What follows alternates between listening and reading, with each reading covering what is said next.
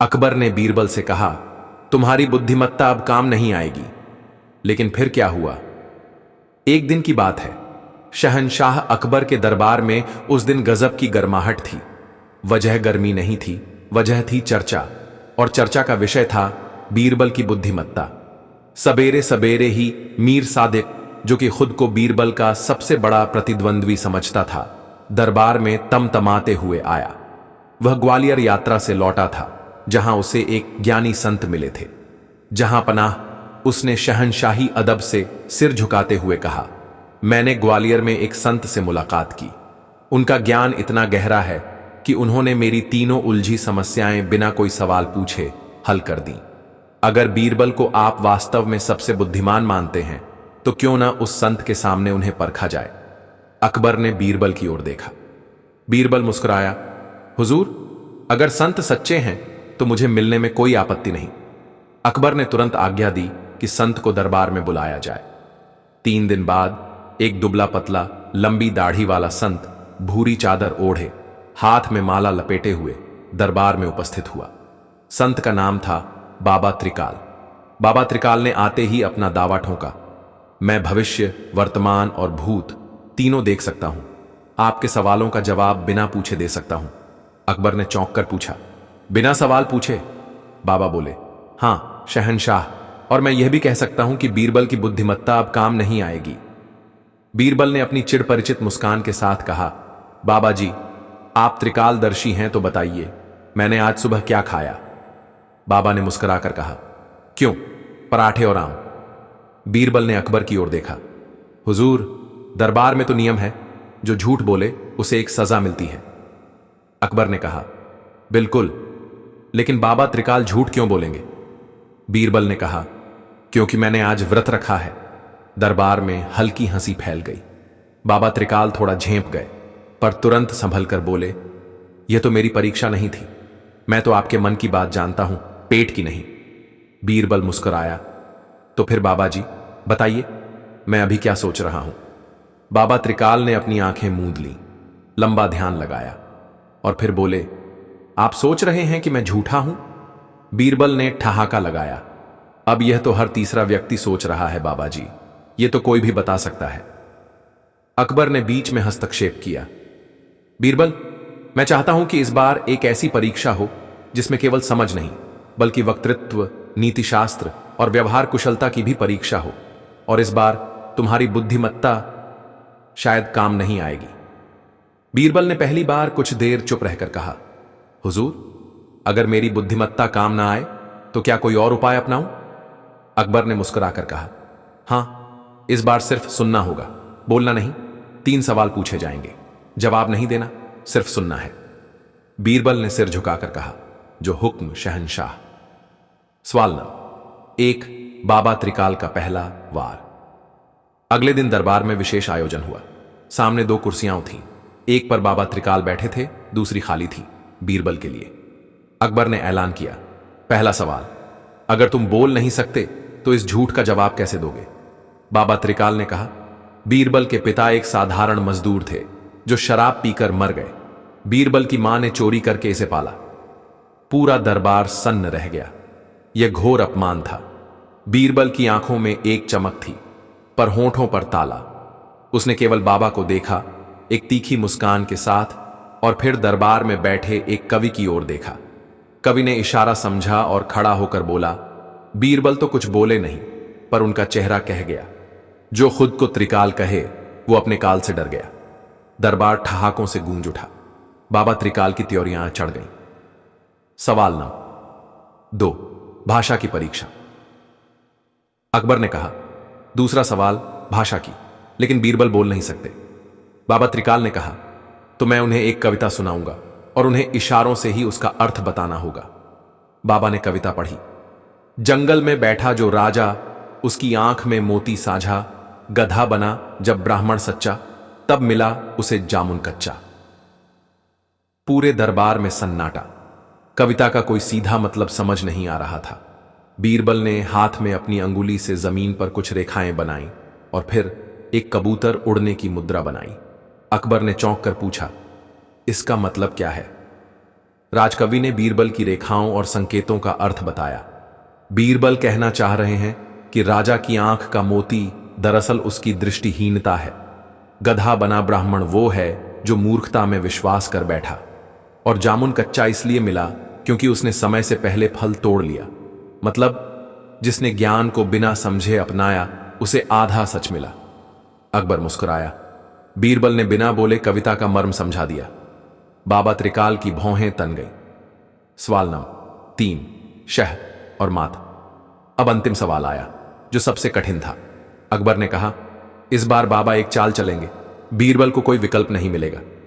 अगर बोले तो नियम तोड़ा, नहीं बोले तो पराजय। बाबा ने बीरबल की ओर देखा और कहा, अगर तू बुद्धिमान है तो बता मैं अभी क्या सोच रहा हूं और उसका हल भी दे।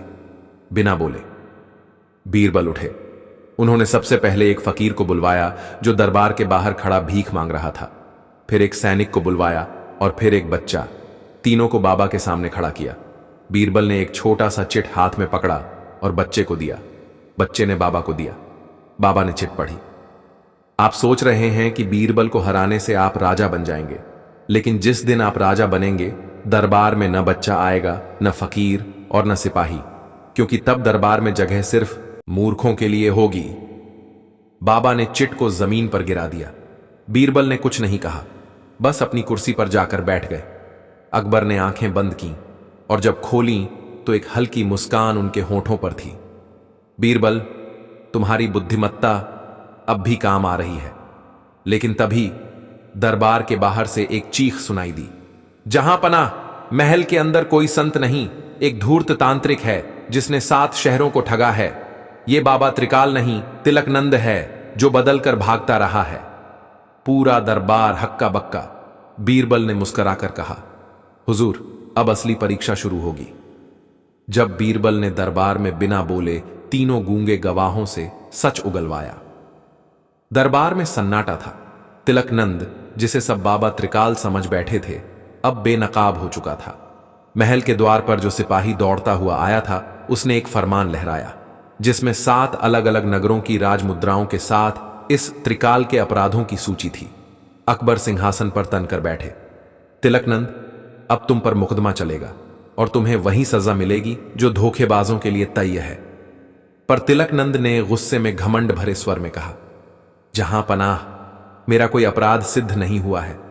आप सबने केवल कहानियां सुनी हैं, कोई प्रमाण नहीं। क्या एक चिट्ठी और एक सैनिक की चीख मुझे दोषी ठहराने के लिए काफी है? अकबर का चेहरा कठोर हो गया। उन्होंने बीरबल की ओर देखा। बीरबल, इस बार मैं चाहता हूं कि तुम बिना बोले ही इस धूर्त के खिलाफ सच्चाई दरबार में रखो, लेकिन ध्यान रहे, गवाहों से कुछ बुलवाना भी मना है। सब गूंगे हैं और ये वही 3 लोग हैं जिन्हें तुमने पहले बुलाया था, फकीर, सैनिक और बच्चा। अब ये बीरबल की असली परीक्षा थी। 3 गूंगे गवाह, बिना बोले। धोखेबाज एक ऐसा अपराधी जो अब भी पूरी चालाकी से खड़ा था। बीरबल ने दरबार में नया नजारा रच डाला। उसने पहले एक बड़ा कागज और रंग मंगवाया, फिर तीनों, फकीर, सैनिक और बच्चे को वह रंगीन पृष्ठ दिया और इशारों से समझाया कि वे उस पर कुछ बनाएं। तीनों गूंगे थे, लेकिन उनकी आंखों ने बहुत कुछ देखा था और शायद उन्हें पता था कि उनकी कल्पनाओं में जो उतर रहा है वही बीरबल का असली हथियार बनेगा। पहला चित्र फकीर का। उसने एक व्यक्ति की आकृति बनाई जिसकी एक जेब से सोने के सिक्के गिर रहे थे और दूसरी जेब से सांप निकल रहा था। उस आदमी के सिर पर नकली मुकुट था। दूसरा चित्र सैनिक का। उसमें एक व्यक्ति को दिखाया गया जो अलग अलग वेशभूषा में 7 नगरों में घुसता है और वहां से गूंगे निकलते हैं, लेकिन उसके पीछे एक डरावनी आकृति खड़ी है जो सबकी जबान काटती है। तीसरा चित्र बच्चे का। उसने तिलकनंद की हूबहू शक्ल बनाई। उसके मुंह पर 2 चेहरों की मुखौटे लगे थे, एक मुखौटा संत का, दूसरा जोकर का। अकबर ने जब ये चित्र देखे तो उनकी आंखों में क्रोध की ज्वाला जल उठी। यह चित्र कुछ नहीं कहते, लेकिन सब कुछ दिखा देते हैं। उन्होंने बीरबल की ओर देखा। क्या यही तुम्हारी गवाही है? बीरबल ने सिर झुकाकर सहमति दी। अब बारी थी दरबारी न्यायाधीश की। न्यायाधीश खड़ा हुआ और बोला, जहां पनाह, ये तीनों चित्र बिना एक भी शब्द के एक आपराधिक कथा कह रहे हैं, जिसमें तिलकनंद न केवल 7 नगरों में संत बनकर घुसा, बल्कि लोगों की आवाज छीनकर उन्हें गूंगा बना गया। बीरबल की चुप्पी और इन तीनों की कल्पना मिलकर एक मुकद्दमा रचते हैं, और ये मुकद्दमा उतना ही सशक्त है जितना शब्दों से भरा हुआ भाषण। अकबर ने सिंहासन से उठते हुए कहा, तिलकनंद को 7 दिन तक सार्वजनिक चौराहे पर रखा जाएगा, जहां हर नगर से आए लोग उसे पहचानेंगे। उसके बाद उसे यथोचित सजा दी जाएगी। तिलकनंद चिल्लाया, यह अन्याय है, मैं त्रिकाल हूं, मुझे भविष्य दिखाई देता है। बीरबल पहली बार बोला, तो फिर देख लो, तुम्हारा भविष्य तुम्हारे सामने खड़ा है, जनता की आंखों में, और वो माफ नहीं करेगी। दरबार में तालियों की गड़गड़ाहट गूंज उठी। अकबर ने सबके सामने बीरबल को बुलाया। बीरबल, मैंने कहा था तुम्हारी बुद्धिमत्ता अब काम नहीं आएगी, लेकिन तुमने सिर्फ बुद्धिमत्ता ही नहीं, कला, दृष्टि और मौन की शक्ति से यह सिद्ध कर दिया कि बोलना ही सच्चाई का माध्यम नहीं होता। बीरबल मुस्कुराया, हुजूर, कुछ बातें बोलने से नहीं, दिखाने से समझ आती हैं, और जब लोग देख लेते हैं तो आवाज खुद उनके अंदर से निकलती है। अकबर हंसे, तो क्या अब हर फैसला रंगों से करोगे? बीरबल ने चुटकी ली, नहीं हुजूर, कुछ फैसलों में रंग नहीं, केवल नमक चाहिए, ताकि सच्चाई छकते ही कड़वाहट महसूस हो और मीठा खुद समझ में आ जाए। दरबार फिर ठहाकों से गूंज उठा। सिपाही तिलकनंद को ले गए। गूंगे गवाहों को सम्मानपूर्वक इनाम दिया गया और बीरबल को मौन महारठियान की उपाधि दी गई। और उस दिन अकबर ने घोषणा की, आज से दरबार में चुप रहना भी एक कला मानी जाएगी, अगर उसे बीरबल जैसे लोग निभाए। समाप्त। अगली नई कहानी। बीरबल ने दरबार में एक सवाल पूछा जिससे सबकी असबुद्धि चकरा गई। सुबह का समय था। अकबर के शाही उद्यान में महकते फूलों के बीच हल्की ठंडी हवा बह रही थी। दरबार की शुरुआत में हल्की फुल्की बातचीत चल रही थी, लेकिन सबके चेहरों पर एक सी असमंजस की लकीर थी, क्योंकि आज बीरबल ने कहा था कि वह दरबार में एक ऐसा सवाल पूछेगा जिसका जवाब सिर्फ वही देगा जो सच में बुद्धिमान होगा।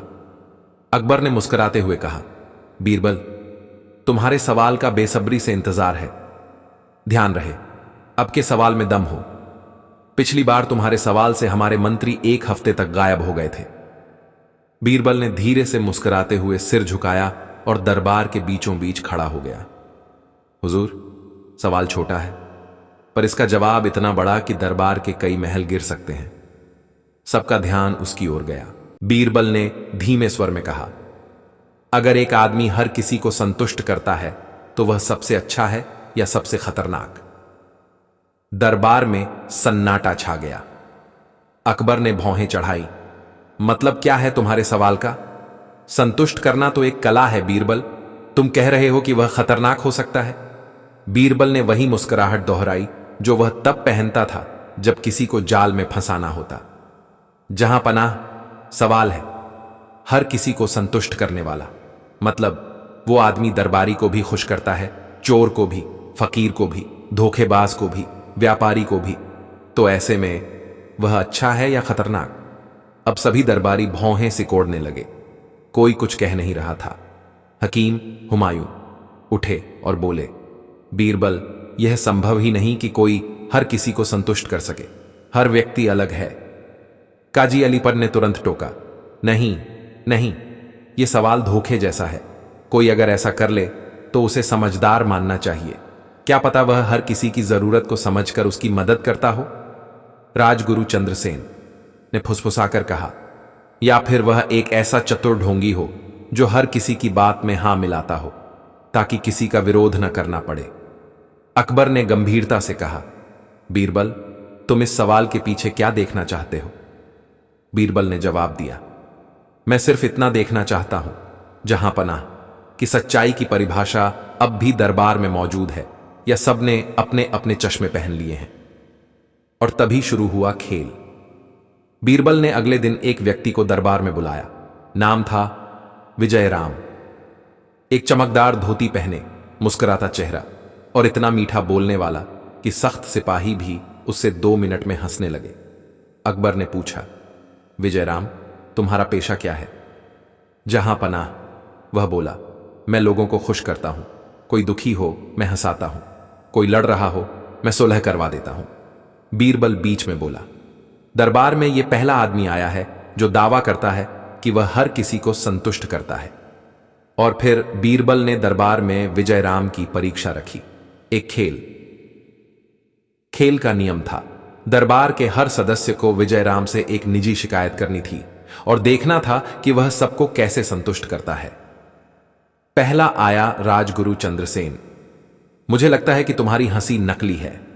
विजयराम हंसा, ओह गुरुदेव, नकली हंसी भी तब असली बन जाती है जब सामने वाला सच्चे दिल से मुस्कुराए। गुरु संतुष्ट दिखे।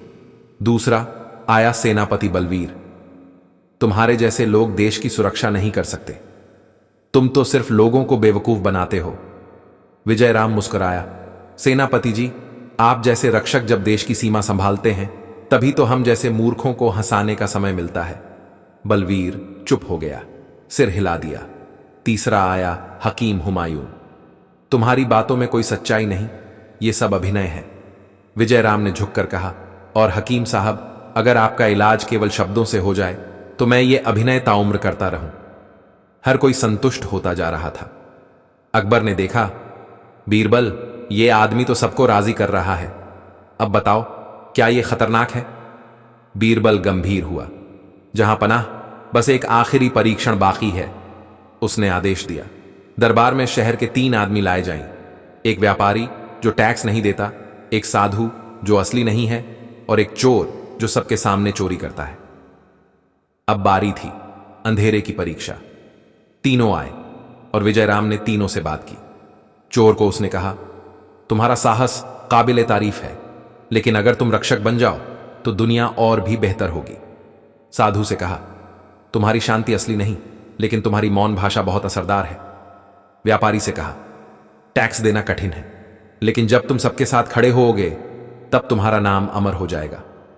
और तीनों मुस्कुराने लगे, संतुष्ट दिखे। बीरबल ने चुपचाप अकबर से कहा, हुजूर, अब आप बताइए, जो आदमी अच्छे बुरे, सही गलत, चोर संत सबको एक ही मिठास में बांध दे, क्या वह अच्छा है?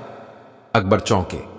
तो तुम्हारा कहना है हर किसी को संतुष्ट करने वाला दरअसल कोई स्पष्ट पक्ष नहीं लेता?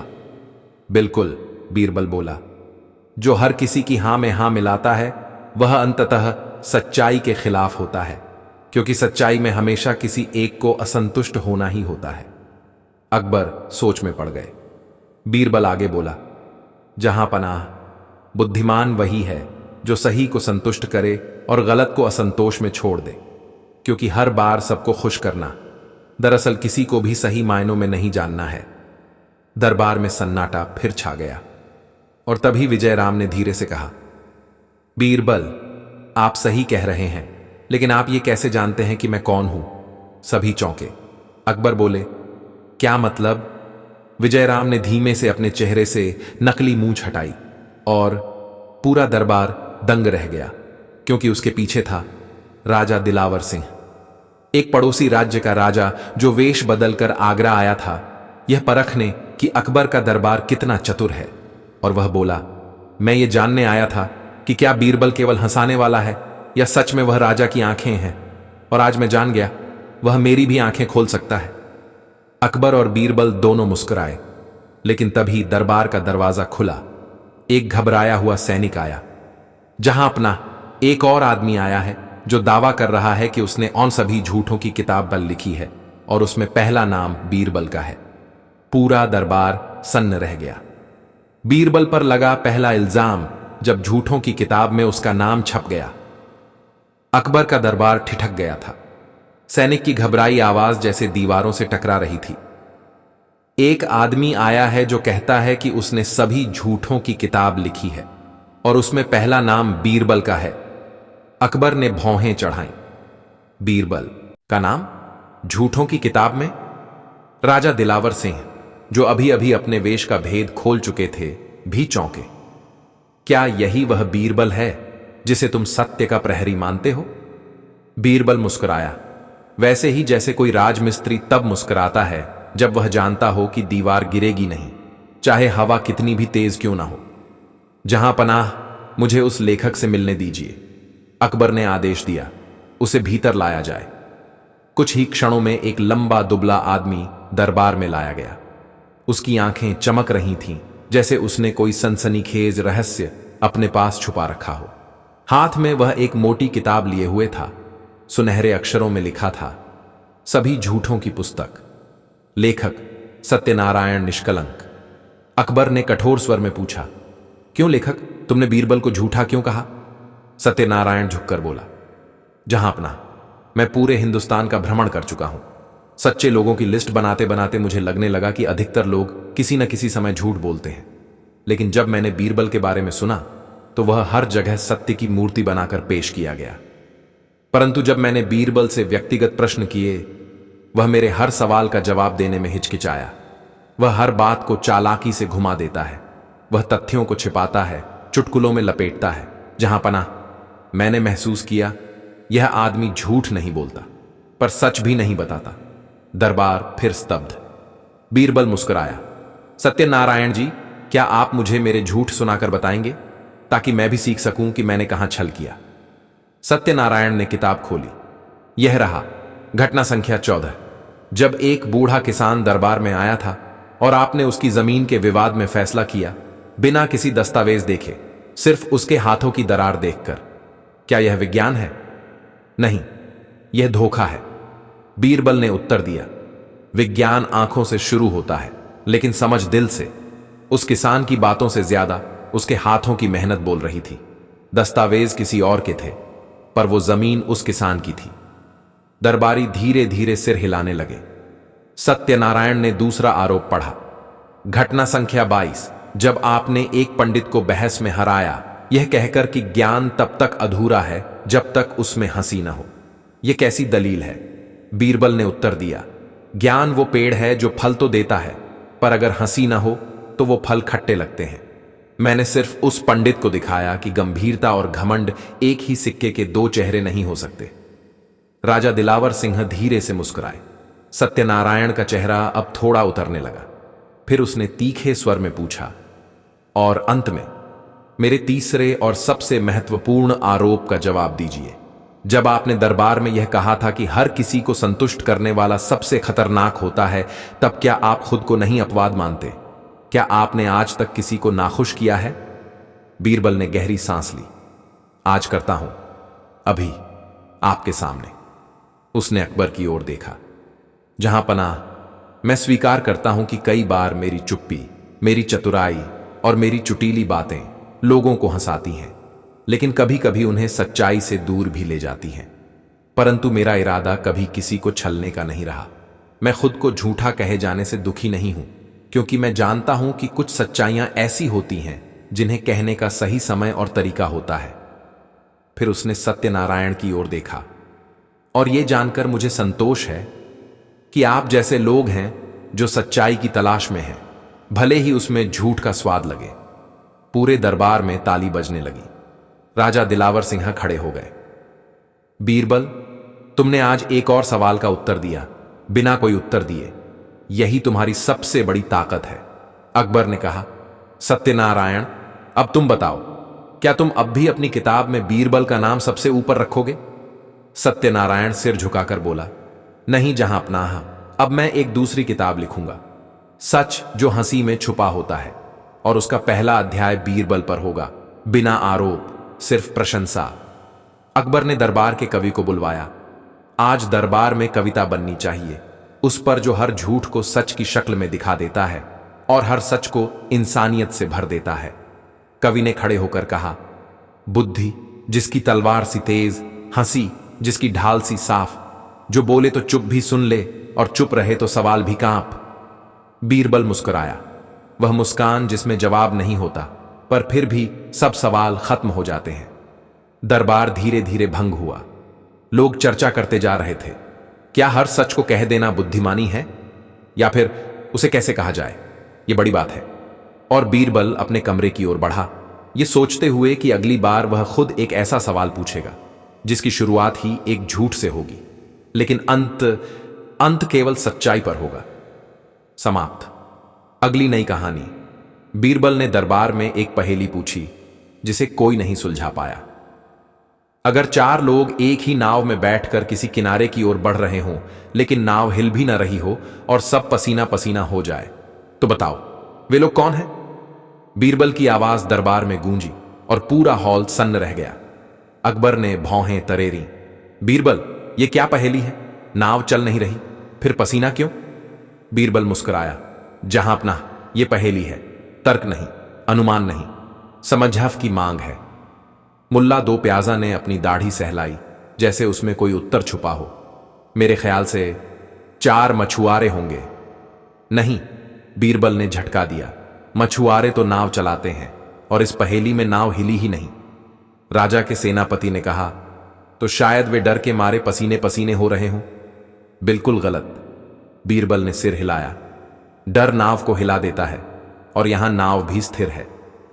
अकबर अब सचमुच गंभीर हो गए। बीरबल, तुम्हारी पहेली ने दरबार की बुद्धि को बांध कर रख दिया है, पर तुम यह क्यों पूछ रहे हो? क्या इसके पीछे कोई कहानी है? बीरबल मुस्कुराया। कहानी ही नहीं, जहां अपना एक राज भी है, और वो राज दरबार में बैठे किसी एक व्यक्ति से जुड़ा है। दरबार में खुसुर पुसुर शुरू हो गई। पिछले ही हफ्ते की बात है।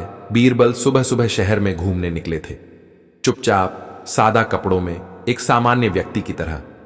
तभी उनकी नजर एक चबूतरे पर बैठे 4 लोगों पर पड़ी, जिनमें से 3 जोर जोर से बहस कर रहे थे। पहला, समझदारी सबसे बड़ी चीज है भाई। दूसरा, नहीं, सबसे बड़ी चीज है सत्ता। तीसरा, न दोनों, सबसे बड़ी चीज है चालाकी। चौथा, चुपचाप बैठा रहा। बीरबल वहीं पास में जा बैठे।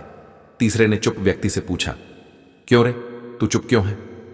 उसने कहा, क्योंकि मैं उस चीज को जानता हूं जो तुम तीनों नहीं जानते। क्या? सब तीनों चौंके। वह बोला, मैं जानता हूं कि अगर कोई मुझे एक नाव में बिठा दे, तुम तीनों को साथ में रखे और खुद मेरी तरह चुप हो जाए, तो तुम्हें समझ, सत्ता और चालाकी तीनों खोनी पड़ेगी। तीनों हंसे।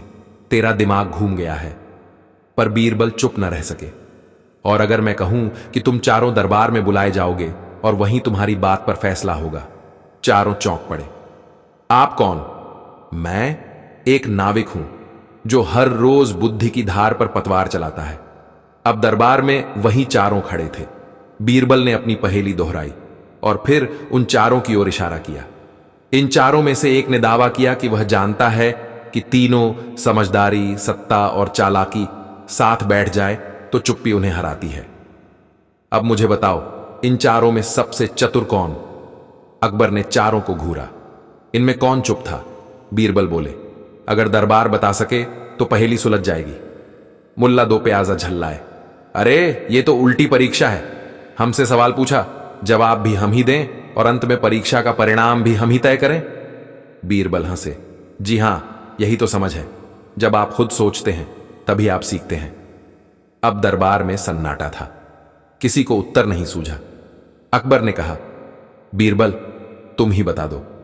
बीरबल बोले, इन चारों में से तीसरा आदमी जो चालाकी की बात कर रहा था सबसे कमजोर था, क्योंकि वो सिर्फ चतुरता की आड़ में दूसरे को नीचा दिखाना चाहता था। दूसरा, सत्ता की बात करने वाला अहंकार से भरा था। पहला, समझ की बात करने वाला सबसे ज्यादा बोल रहा था, यानी उसका भी आत्मविश्वास कमजोर था। तो सबसे चतुर वह है जो चुप रहा, क्योंकि वह जानता था कि इन तीनों की वास्तविकता क्या है और उसने खुद को साबित करने की कोई कोशिश नहीं की। अकबर मुस्कुराए, तो इसका मतलब है चुप रहना समझदारी की निशानी है। बीरबल ने सिर हिलाया। चुप रहना तब समझदारी है जब उसके पीछे ज्ञान हो, वरना वह डर भी हो सकता है। अकबर ने चारों की ओर इशारा कर कहा, और अब ये चारों दरबार के सलाहकार कैसे बनेंगे? बीरबल बोले, क्योंकि ये चारों समाज की 4 सोच का प्रतिनिधित्व करते हैं। मैं चाहता हूं कि ये कुछ दिन दरबार में रहें और हम देखेंगे कि वास्तव में किसकी सोच समाज के लिए सबसे ज्यादा लाभकारी है। अकबर बोले, तो क्या यह परीक्षा अभी खत्म नहीं हुई? बीरबल मुस्कुराया, कहानी अभी शुरू हुई है जहां अपना। उस रात बीरबल ने अपने सेवक से कहा, कल इन चारों को अलग अलग काम सौंपा जाएगा, लेकिन एक 5वां आदमी भी हमारे साथ जुड़ चुका है, जिसकी चालाकी असली नहीं पर खतरे वाली है। सेवक चौंका। 5वां? कौन? बीरबल खिड़की की ओर देखते हुए बोले, जो मेरी पहेली को सबसे पहले समझ गया लेकिन कुछ बोला नहीं, क्योंकि उसका इरादा सवाल हल करना नहीं, सवाल बदलना है। जब बीरबल को पता चला, एक दरबारी ने दरबार में ही नकली बीरबल तैयार कर लिया है। दरबार में पहेली का असर अब भी बाकी था। चारों व्यक्तियों को बीरबल की सिफारिश पर दरबार के सोच प्रतिनिधि बनाकर कुछ विशेष कार्य सौंपे गए थे। एक को राज्य के शिक्षकों के साथ संवाद करने, दूसरे को सेनाओं के नेताओं से बातचीत करने, तीसरे को व्यापारियों की परिषद में बैठने और चौथे को आम जनता से सुझाव लेने की जिम्मेदारी दी गई थी। लेकिन बीरबल की निगाहें इन चारों पर नहीं, एक पांचवें व्यक्ति पर थीं, जो दरबार में किसी विशेष पद पर नहीं था, लेकिन हर महत्वपूर्ण चर्चा के दौरान सबसे पास की पंक्ति में बैठता था, सबसे ज्यादा सिर हिलाता था और सबसे कम बोलता था। उसका नाम था रईस खान। एक साधारण दरबारी की तरह शांत शिष्ट और सदैव आदाब बजाने वाला रईस खान पिछले 6 महीनों से दरबार में नियमित आने लगा था। धीरे धीरे वह अकबर के करीब भी दिखने लगा, खासकर उन दिनों में जब बीरबल लंबी यात्राओं पर रहते। एक दिन अचानक अकबर ने सभा के बीच कहा, बीरबल, कल तुम दरबार में नहीं थे। रईस खान ने एक बहुत ही समझदारी भरी बात कही। बीरबल ने हल्की मुस्कान छिपाते हुए पूछा, क्या कहा था रईस खान ने? जहां पनाह। अकबर बोले, उसने कहा, सच वही है जो चुप्पी से ज्यादा असर करे। मुझे तो लगा जैसे तुम ही बोल रहे हो। दरबार में कई दरबारी मुस्कुराए। रईस खान ने विनम्रता से कहा, हुजूर, बीरबल साहब मेरे आदर्श हैं। मैं तो उनके कहे शब्दों को आत्मसात करने की कोशिश करता हूं। बीरबल ने पहली बार रईस खान को ध्यान से देखा। आंखों में मासूमियत थी, लेकिन उनमें एक चमक थी जो अनुभव से नहीं, योजना से आती है। अगले ही दिन बीरबल ने एक प्रयोग किया। एक सभा में बीरबल ने एक शेर सुनाया, ना बोलूं तो भी दोष मेरा, बोलूं तो फिर प्रश्न खड़ा, हर उत्तर में उलझन हो, सच पूछो तो क्या है सज्जा। अकबर मुस्कुराए, वाह बीरबल, यह तो तुम्हारी शैली है। लेकिन तभी रईस खान खड़ा हुआ और बोला, हुजूर, मुझे भी एक शेर कहने की अनुमति दीजिए। बोलो, अकबर ने कहा। रईस खान ने कहा, नब्बी ना देखे सपना, अंधेरों में जो सच्चा हो। शब्द अगर बीरबल के हों तो हर दरबार में रब दिखता हो। पूरा दरबार तालियों से गूंज उठा। बीरबल ने कोई प्रतिक्रिया नहीं दी, लेकिन उसी रात उन्होंने राजा के पुराने खुफिया सेवक बद्रीलाल को बुलवाया। बद्रीलाल, रईस खान पर नजर रखो, हर दिन कहां जाता है, किनसे मिलता है और खासकर रात को क्या करता है। 3 दिन बाद बद्रीलाल ने आकर जो बताया वह चौंकाने वाला था। हुजूर, रईस खान रात के समय शहर के बाहर एक छोटे से स्कूल में जाता है, जहां वह लोगों को बोलने की, शेर व शायरी की और संवाद की शिक्षा देता है। परंतु वहां एक और विशेष व्यक्ति आता है जो हूबहू आपके जैसे बोलने की कोशिश करता है। बीरबल चौंके, मेरे जैसे? जी हां, न केवल आपके जैसे तर्क करता है, बल्कि आपकी आवाज, आपके हाव भाव, यहां तक कि आपके उत्तरों की शैली भी। लोगों ने उसे नया बीरबल कहना शुरू कर दिया है। बीरबल ने गहरी सांस ली। यह कोई साधारण चीज नहीं, कोई मेरे ही शब्दों को लेकर दरबार में एक नई पहचान बनाना चाहता है। अगली दरबारी सभा में बीरबल ने एक नई पहेली रखी। अगर किसी दर्पण के सामने एक और दर्पण रख दो और उनमें से एक झूठा हो तो असली कौन है? दरबार में सन्नाटा छा गया। रईस खान बोला, जहां सच्चाई दिखे वही असली दर्पण है। बीरबल ने सिर हिलाया, नहीं, झूठा दर्पण कभी सच्चाई दिखा ही नहीं सकता। उसकी असलियत केवल तब दिखती है जब उसमें खुद का झूठ भी ना दिखे। अकबर ने कहा, बीरबल, तुम किसकी तरफ इशारा कर रहे हो? बीरबल बोले, जहां पनाह, अब समय आ गया है कि दरबार में एक परीक्षा हो, मेरी और रईस खान की। कैसी परीक्षा? हम दोनों को एक ही समस्या दी जाए और उत्तर एक ही समय में मांगे जाएं। अकबर मुस्कुराए, मंजूर है। अगले दिन दरबार में एक नकली केस तैयार किया गया। समस्या: एक आदमी का एक दोस्त है जो हर दिन उसकी नकल करता है, उसके कपड़े, उसके शब्द, यहां तक कि उसके विचार भी। लेकिन एक दिन वह नकलची ऐसा काम कर देता है जिससे समाज में भ्रम फैलता है। अब असली आदमी को कैसे साबित करना चाहिए कि वह असली है? बीरबल और रईस खान को पर्चियां दी गईं और 10 मिनट में उत्तर मांगा गया। रईस खान का उत्तर था, असली आदमी को शांत रहना चाहिए।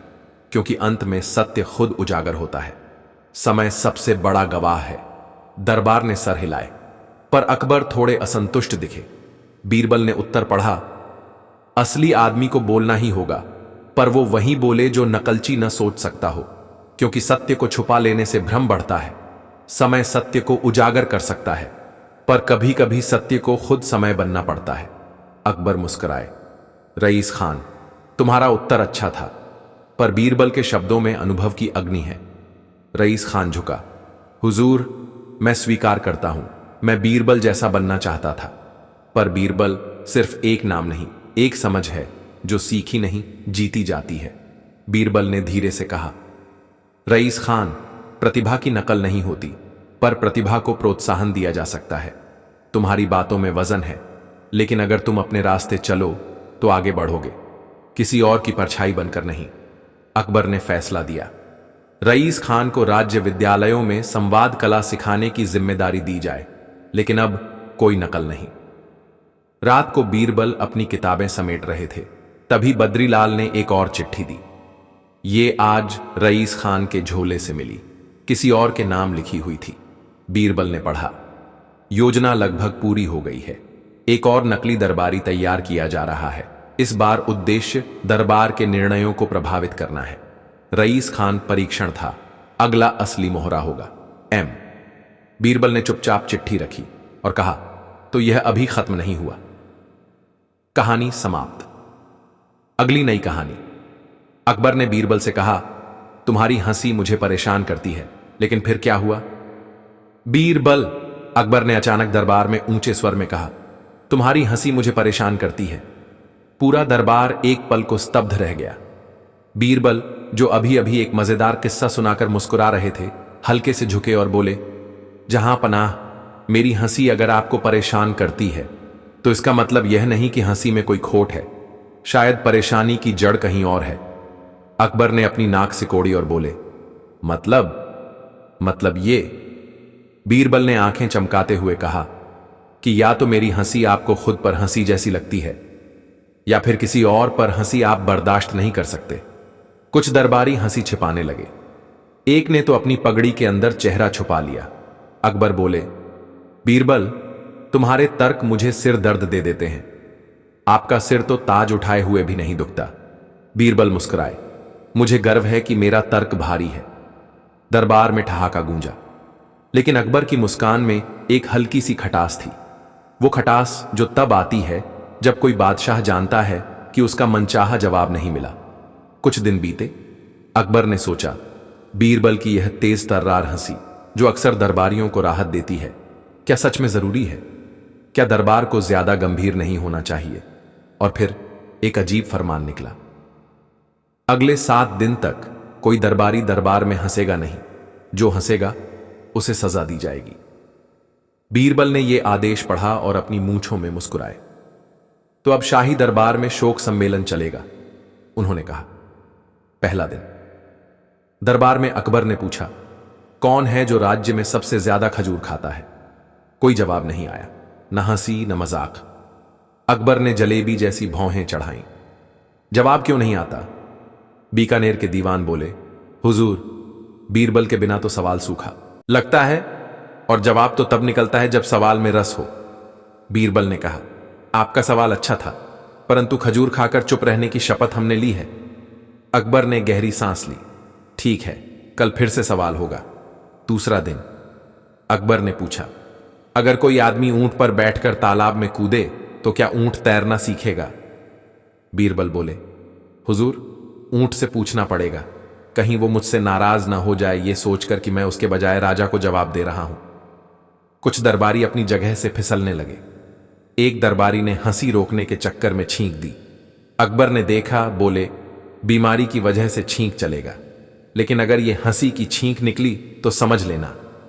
बीरबल मुस्कुराए, अगर दरबार में अब छींकें भी जांची जाएं तो हमें शाही सिपाही नहीं, शाही चिकित्सक चाहिए। तीसरा दिन। बीरबल दरबार में नहीं आए। अकबर को थोड़ी राहत मिली, लेकिन उसी दिन एक नई अफवाह ने दरबारियों को हिला दिया। बीरबल अब शायरी में हंसी छिपाकर दरबार में फैला रहे हैं। शाम को एक दरबारी ने पास के कुएं से लौटते हुए कहा, हुजूर, मैंने एक भिखारी को बीरबल का शेर कहते सुना, मौन का भी स्वाद होता है जब सामने सुनने वाला मूर्ख ना हो। अकबर गुस्से में बोले, बीरबल को बुलाओ। चौथा दिन बीरबल दरबार में आए। अकबर बोले, तुम्हारे शेर अब गलियों में घूम रहे हैं, यह दरबार है या कविता मंच? बीरबल बोले, जहां पनाह, हंसी कोई अपराध नहीं, न ही शेर कोई साजिश है, पर आपके सवाल इतने गंभीर हो चले हैं कि उनके जवाब देने में अब तो जुबान भी डरती है। अकबर चुप रहे। उसी शाम बीरबल ने दरबारियों को निमंत्रण भेजा। कल एक प्रदर्शन होगा जहां हंसी की सजा दर्द से मापी जाएगी। 5वां दिन बीरबल ने दरबार में एक नाटक प्रस्तुत किया, राजा जो हंसी भूल गया। नाटक में एक पात्र अकबर की तरह बात करता, लेकिन जैसे ही कोई उसे हंसाने की कोशिश करता, वह तलवार निकाल लेता। आखिर में वो पात्र बीमार हो जाता। डॉक्टर कहता, इसकी बीमारी का इलाज सिर्फ एक चीज में है, हंसी। लेकिन कोई हंसी लाने को तैयार नहीं। नाटक के अंत में पात्र मर जाता, हंसी के बिना। पूरा दरबार स्तब्ध, अकबर भी। लेकिन फिर अचानक दरबार की पिछली पंक्ति से आवाज आई, क्यों मर गया? बीरबल तो जिंदा है ना? सब मुड़े। वो आवाज बीरबल की थी, जो अब मंच के पास खड़े थे। जहां अपना, बीरबल बोले, अगर मेरी हंसी आपको परेशान करती है तो सोचिए, एक दिन वो न रहे तो क्या होगा? अकबर की आंखें नम हो गईं, पर वे बोले, और अगर हर कोई तुम्हारी हंसी में अपनी ताकत ढूंढने लगे तो समझिए, मैं अकेला नहीं हंसता, मैं दरबार को हंसाता हूं। फर्क बस इतना है। अकबर ने कुछ पल सोचा, फिर खड़े होकर कहा, हुक्म रद्द किया जाता है। दरबार में अब हंसी पर कोई रोक नहीं। पूरा दरबार ताली बजा उठा। लेकिन शाम को बीरबल को एक गुप्त चिट्ठी मिली। उसमें लिखा था, अगर बीरबल की हंसी वापस आई तो अगली बार उसका जवाब हंसी में नहीं, आंसुओं में मिलेगा। एक अनजान दरबारी। बीरबल ने चिट्ठी पढ़कर मुस्कुराते हुए कहा, तो अब मेरी हंसी को डराने वाले भी आ गए हैं। चलिए, खेल शुरू हुआ लगता है। बीरबल की हंसी पर साजिश। जब दरबारियों ने कहा, हमें अब डर लगता है।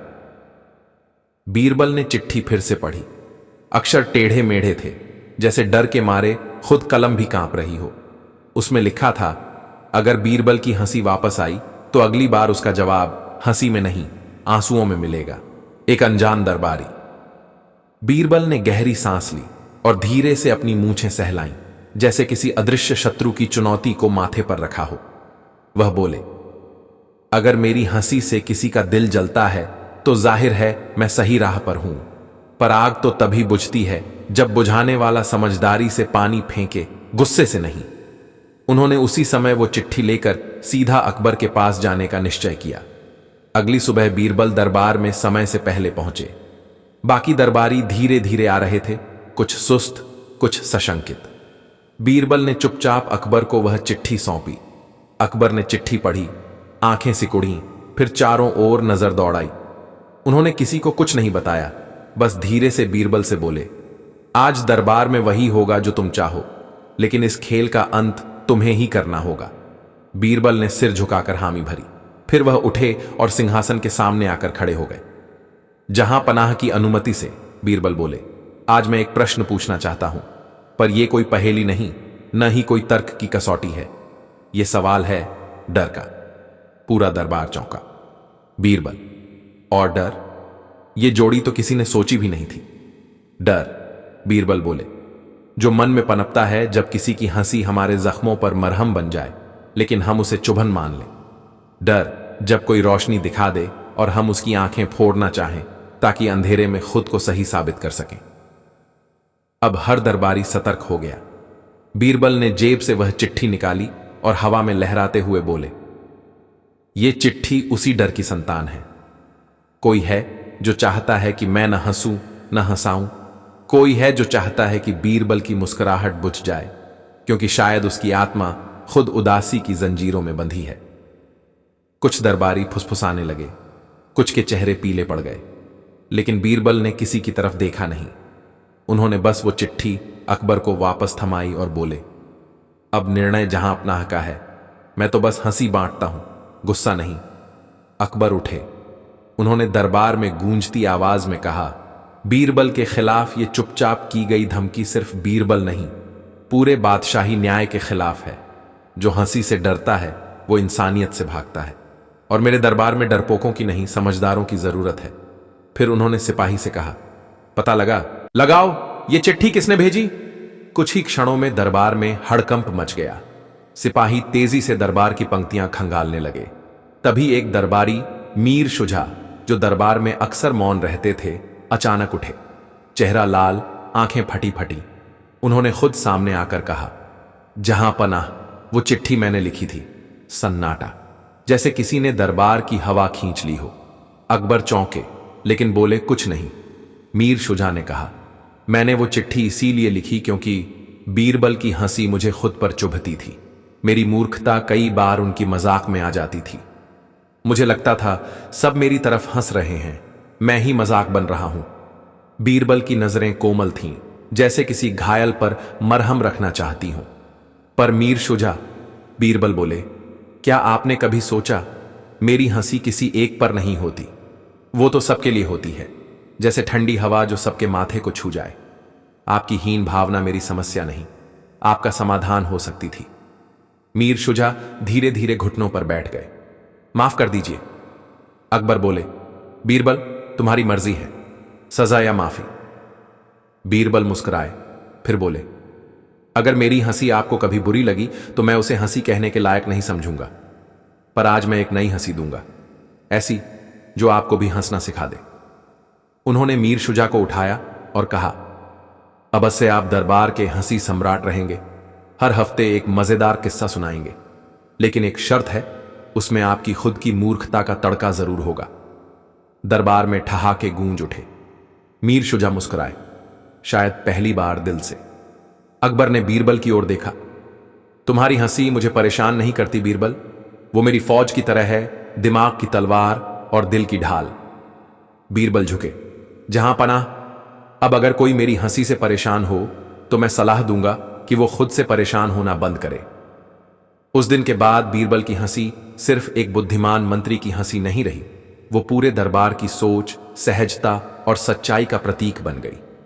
और मीर शुजा, उन्होंने हंसी को अपनाया और धीरे धीरे सबसे लोकप्रिय दरबारी बन गए। वो जो कभी सबसे चुप रहते थे, अब सबसे ज्यादा हंसते थे। समाप्त। एक दिन की बात है, शहंशाह अकबर के दरबार में उस दिन गजब की गर्माहट थी। वजह गर्मी नहीं थी, वजह थी चर्चा, और चर्चा का विषय था बीरबल की बुद्धिमत्ता। सबेरे सबेरे ही मीर सादिक, जो कि खुद को बीरबल का सबसे बड़ा प्रतिद्वंद्वी समझता था, दरबार में तमतमाते हुए आया। वह ग्वालियर यात्रा से लौटा था, जहां उसे एक ज्ञानी संत मिले थे। जहां पनाह, उसने शहंशाही अदब से सिर झुकाते हुए कहा, मैंने ग्वालियर में एक संत से मुलाकात की। उनका ज्ञान इतना गहरा है कि उन्होंने मेरी तीनों उलझी समस्याएं बिना कोई सवाल पूछे हल कर दी। अगर बीरबल को आप वास्तव में सबसे बुद्धिमान मानते हैं तो क्यों ना उस संत के सामने उन्हें परखा जाए। अकबर ने बीरबल की ओर देखा। बीरबल मुस्कुराया, हुजूर, अगर संत सच्चे हैं तो मुझे मिलने में कोई आपत्ति नहीं। अकबर ने तुरंत आज्ञा दी कि संत को दरबार में बुलाया जाए। 3 दिन बाद एक दुबला पतला, लंबी दाढ़ी वाला संत, भूरी चादर ओढ़े, हाथ में माला लपेटे हुए दरबार में उपस्थित हुआ। संत का नाम था बाबा त्रिकाल। बाबा त्रिकाल ने आते ही अपना दावा ठोंका, मैं भविष्य, वर्तमान और भूत तीनों देख सकता हूं। आपके सवालों का जवाब बिना पूछे दे सकता हूं। अकबर ने चौंक कर पूछा, बिना सवाल पूछे? बाबा बोले, हां शहंशाह, और मैं यह भी कह सकता हूं कि बीरबल की बुद्धिमत्ता अब काम नहीं आएगी। बीरबल ने अपनी चिड़ परिचित मुस्कान के साथ कहा, बाबा जी, आप त्रिकालदर्शी हैं तो बताइए, मैंने आज सुबह क्या खाया? बाबा ने मुस्कुराकर कहा, क्यों, पराठे और आम। बीरबल ने अकबर की ओर देखा, हुजूर, दरबार में तो नियम है, जो झूठ बोले उसे एक सजा मिलती है। अकबर ने कहा, बिल्कुल, लेकिन बाबा त्रिकाल झूठ क्यों बोलेंगे? बीरबल ने कहा, क्योंकि मैंने आज व्रत रखा है। दरबार में हल्की हंसी फैल गई। बाबा त्रिकाल थोड़ा झेंप गए, पर तुरंत संभल कर बोले, यह तो मेरी परीक्षा नहीं थी, मैं तो आपके मन की बात जानता हूं, पेट की नहीं। बीरबल मुस्कुराया, तो फिर बाबा जी बताइए, मैं अभी क्या सोच रहा हूं? बाबा त्रिकाल ने अपनी आंखें मूंद लीं, लंबा ध्यान लगाया और फिर बोले, आप सोच रहे हैं कि मैं झूठा हूं?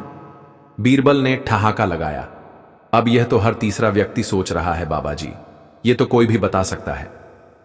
अकबर ने बीच में हस्तक्षेप किया, बीरबल, मैं चाहता हूं कि इस बार एक ऐसी परीक्षा हो जिसमें केवल समझ नहीं बल्कि वक्तृत्व, नीतिशास्त्र और व्यवहार कुशलता की भी परीक्षा हो, और इस बार तुम्हारी बुद्धिमत्ता शायद काम नहीं आएगी।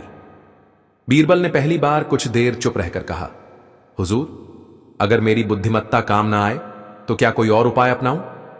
अकबर ने मुस्कुराकर कहा, हां, इस बार सिर्फ सुनना होगा, बोलना नहीं। 3 सवाल पूछे जाएंगे, जवाब नहीं देना, सिर्फ सुनना है। बीरबल ने सिर झुकाकर कहा, जो हुक्म शहंशाह। सवाल नंबर 1, बाबा त्रिकाल का पहला वार। अगले दिन दरबार में विशेष आयोजन हुआ। सामने 2 कुर्सियां थीं, एक पर बाबा त्रिकाल बैठे थे, दूसरी खाली थी, बीरबल के लिए। अकबर ने ऐलान किया, पहला सवाल, अगर तुम बोल नहीं सकते तो इस झूठ का जवाब कैसे दोगे? बाबा त्रिकाल ने कहा, बीरबल के पिता एक साधारण मजदूर थे जो शराब पीकर मर गए। बीरबल की मां ने चोरी करके इसे पाला। पूरा दरबार सन्न रह गया। यह घोर अपमान था। बीरबल की आंखों में एक चमक थी, पर होंठों पर ताला। उसने केवल बाबा को देखा, एक तीखी मुस्कान के साथ, और फिर दरबार में बैठे एक कवि की ओर देखा। कवि ने इशारा समझा और खड़ा होकर बोला। बीरबल तो कुछ बोले नहीं, पर उनका चेहरा कह गया। जो खुद को त्रिकाल कहे वो अपने काल से डर गया। दरबार ठहाकों से गूंज उठा। बाबा त्रिकाल की त्योरियां चढ़ गईं। सवाल नंबर 2, भाषा की परीक्षा। अकबर ने कहा, दूसरा सवाल भाषा की, लेकिन बीरबल बोल नहीं सकते। बाबा त्रिकाल ने कहा, तो मैं उन्हें एक कविता सुनाऊंगा और उन्हें इशारों से ही उसका अर्थ बताना होगा। बाबा ने कविता पढ़ी। जंगल में बैठा जो राजा, उसकी आंख में मोती साझा, गधा बना जब ब्राह्मण सच्चा, तब मिला उसे जामुन कच्चा। पूरे दरबार में सन्नाटा। कविता का कोई सीधा मतलब समझ नहीं आ रहा था। बीरबल ने हाथ में अपनी अंगुली से जमीन पर कुछ रेखाएं बनाई और फिर एक कबूतर उड़ने की मुद्रा बनाई। अकबर ने चौंक कर पूछा, इसका मतलब क्या है? राजकवि ने बीरबल की रेखाओं और संकेतों का अर्थ बताया। बीरबल कहना चाह रहे हैं कि राजा की आंख का मोती दरअसल उसकी दृष्टिहीनता है। गधा बना ब्राह्मण वो है जो मूर्खता में विश्वास कर बैठा, और जामुन कच्चा इसलिए मिला क्योंकि उसने समय से पहले फल तोड़ लिया। मतलब जिसने ज्ञान को बिना समझे अपनाया उसे आधा सच मिला। अकबर मुस्कुराया। बीरबल ने बिना बोले कविता का मर्म समझा दिया। बाबा त्रिकाल की भौहें तन गई। सवाल नंबर 3, शह और मात। अब अंतिम सवाल आया जो सबसे कठिन था। अकबर ने कहा, इस बार बाबा एक चाल चलेंगे। बीरबल को कोई विकल्प नहीं मिलेगा। अगर बोले तो नियम तोड़ा, नहीं बोले तो पराजय। बाबा ने बीरबल की ओर देखा और कहा, अगर तू बुद्धिमान है तो बता, मैं अभी क्या सोच रहा हूं और उसका हल भी दे। बिना बोले। बीरबल उठे। उन्होंने सबसे पहले एक फकीर को बुलवाया जो दरबार के बाहर खड़ा भीख मांग रहा था। फिर एक सैनिक को बुलवाया और फिर एक बच्चा। तीनों को बाबा के सामने खड़ा किया। बीरबल ने एक छोटा सा चिट हाथ में पकड़ा और बच्चे को दिया। बच्चे ने बाबा को दिया। बाबा ने चिट पढ़ी। आप सोच रहे हैं कि बीरबल को हराने से आप राजा बन जाएंगे, लेकिन जिस दिन आप राजा बनेंगे दरबार में न बच्चा आएगा, न फकीर और न सिपाही, क्योंकि तब दरबार में जगह सिर्फ मूर्खों के लिए होगी। बाबा ने चिट को जमीन पर गिरा दिया। बीरबल ने कुछ नहीं कहा, बस अपनी कुर्सी पर जाकर बैठ गए। अकबर ने आंखें बंद की और जब खोली तो एक हल्की मुस्कान उनके होठों पर थी। बीरबल, तुम्हारी बुद्धिमत्ता अब भी काम आ रही है। लेकिन तभी दरबार के बाहर से एक चीख सुनाई दी, जहां पनाह, महल के अंदर कोई संत नहीं, एक धूर्त तांत्रिक है जिसने 7 शहरों को ठगा है। ये बाबा त्रिकाल नहीं, तिलकनंद है जो बदल कर भागता रहा है। पूरा दरबार हक्का बक्का। बीरबल ने मुस्कुराकर कहा, हुजूर, अब असली परीक्षा शुरू होगी। जब बीरबल ने दरबार में बिना बोले तीनों गूंगे गवाहों से सच उगलवाया। दरबार में सन्नाटा था। तिलकनंद, जिसे सब बाबा त्रिकाल समझ बैठे थे, अब बेनकाब हो चुका था। महल के द्वार पर जो सिपाही दौड़ता हुआ आया था, उसने एक फरमान लहराया जिसमें 7 अलग अलग नगरों की राजमुद्राओं के साथ इस त्रिकाल के अपराधों की सूची थी। अकबर सिंहासन पर तनकर बैठे। तिलकनंद, अब तुम पर मुकदमा चलेगा और तुम्हें वही सजा मिलेगी जो धोखेबाजों के लिए तय है। पर तिलकनंद ने गुस्से में घमंड भरे स्वर में कहा, जहां पनाह, मेरा कोई अपराध सिद्ध नहीं हुआ है। आप सबने केवल कहानियां सुनी हैं, कोई प्रमाण नहीं। क्या एक चिट्ठी और एक सैनिक की चीख मुझे दोषी ठहराने के लिए काफी है? अकबर का चेहरा कठोर हो गया। उन्होंने बीरबल की ओर देखा। बीरबल, इस बार मैं चाहता हूं कि तुम बिना बोले ही इस धूर्त के खिलाफ सच्चाई दरबार में रखो, लेकिन ध्यान रहे, गवाहों से कुछ बुलवाना भी मना है। सब गूंगे हैं और ये वही 3 लोग हैं जिन्हें तुमने पहले बुलाया था, फकीर, सैनिक और बच्चा। अब ये बीरबल की असली परीक्षा थी। 3 गूंगे गवाह, बिना बोले। धोखेबाज एक ऐसा अपराधी जो अब भी पूरी चालाकी से खड़ा था। बीरबल ने दरबार में नया नजारा रच डाला। उसने पहले एक बड़ा कागज और रंग मंगवाया, फिर तीनों, फकीर, सैनिक और बच्चे को वह रंगीन पृष्ठ दिया और इशारों से समझाया कि वे उस पर कुछ बनाएं। तीनों गूंगे थे, लेकिन उनकी आंखों ने बहुत कुछ देखा था और शायद उन्हें पता था कि उनकी कल्पनाओं में जो उतर रहा है वही बीरबल का असली हथियार बनेगा। पहला चित्र फकीर का। उसने एक व्यक्ति की आकृति बनाई जिसकी एक जेब से सोने के सिक्के गिर रहे थे और दूसरी जेब से सांप निकल रहा था। उस आदमी के सिर पर नकली मुकुट था। दूसरा चित्र सैनिक का। उसमें एक व्यक्ति को दिखाया गया जो अलग अलग वेशभूषा में 7 नगरों में घुसता है और वहां से गूंगे निकलते हैं, लेकिन उसके पीछे एक डरावनी आकृति खड़ी है जो सबकी जबान काटती है। तीसरा चित्र बच्चे का। उसने तिलकनंद की हूबहू शक्ल बनाई। उसके मुंह पर 2 चेहरों की मुखौटे लगे थे, एक मुखौटा संत का, दूसरा जोकर का। अकबर ने जब ये चित्र देखे तो उनकी आंखों में क्रोध की ज्वाला जल उठी। यह चित्र कुछ नहीं कहते, लेकिन सब कुछ दिखा देते हैं। उन्होंने बीरबल की ओर देखा। क्या यही तुम्हारी गवाही है? बीरबल ने सिर झुकाकर सहमति दी। अब बारी थी दरबारी न्यायाधीश की। न्यायाधीश खड़ा हुआ और बोला, जहां पनाह, ये तीनों चित्र बिना एक भी शब्द के एक आपराधिक कथा कह रहे हैं, जिसमें तिलकनंद न केवल 7 नगरों में संत बनकर घुसा, बल्कि लोगों की आवाज छीनकर उन्हें गूंगा बना गया। बीरबल की चुप्पी और इन तीनों की कल्पना मिलकर एक मुकद्दमा रचते हैं, और यह मुकद्दमा उतना ही सशक्त है जितना शब्दों से भरा हुआ भाषण। अकबर ने सिंहासन से उठते हुए कहा, तिलकनंद को 7 दिन तक सार्वजनिक चौराहे पर रखा जाएगा, जहां हर नगर से आए लोग उसे पहचानेंगे। उसके बाद उसे यथोचित सजा दी जाएगी। तिलकनंद चिल्लाया, यह अन्याय है। मैं त्रिकाल हूं, मुझे भविष्य दिखाई देता है। बीरबल पहली बार बोला, तो फिर देख लो, तुम्हारा भविष्य तुम्हारे सामने खड़ा है, जनता की आंखों में, और वो माफ नहीं करेगी। दरबार में तालियों की गड़गड़ाहट गूंज उठी। अकबर ने सबके सामने बीरबल को बुलाया।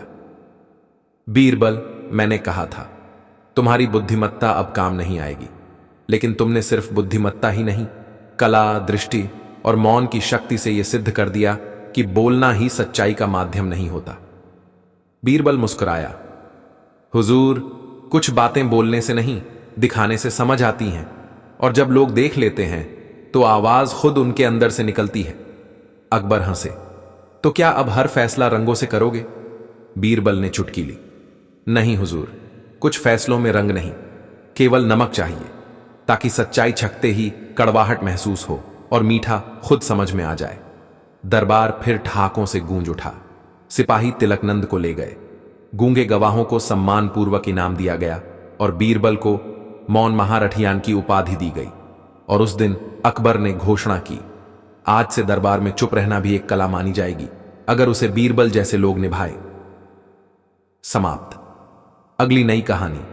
बीरबल ने दरबार में एक सवाल पूछा जिससे सबकी असबुद्धि चकरा गई। सुबह का समय था। अकबर के शाही उद्यान में महकते फूलों के बीच हल्की ठंडी हवा बह रही थी। दरबार की शुरुआत में हल्की फुल्की बातचीत चल रही थी, लेकिन सबके चेहरों पर एक सी असमंजस की लकीर थी, क्योंकि आज बीरबल ने कहा था कि वह दरबार में एक ऐसा सवाल पूछेगा जिसका जवाब सिर्फ वही देगा जो सच में बुद्धिमान होगा। अकबर ने मुस्कुराते हुए कहा, बीरबल, तुम्हारे सवाल का बेसब्री से इंतजार है। ध्यान रहे, अब के सवाल में दम हो। पिछली बार तुम्हारे सवाल से हमारे मंत्री 1 हफ्ते तक गायब हो गए थे। बीरबल ने धीरे से मुस्कुराते हुए सिर झुकाया और दरबार के बीचों बीच खड़ा हो गया। हुजूर, सवाल छोटा है, पर इसका जवाब इतना बड़ा कि दरबार के कई महल गिर सकते हैं। सबका ध्यान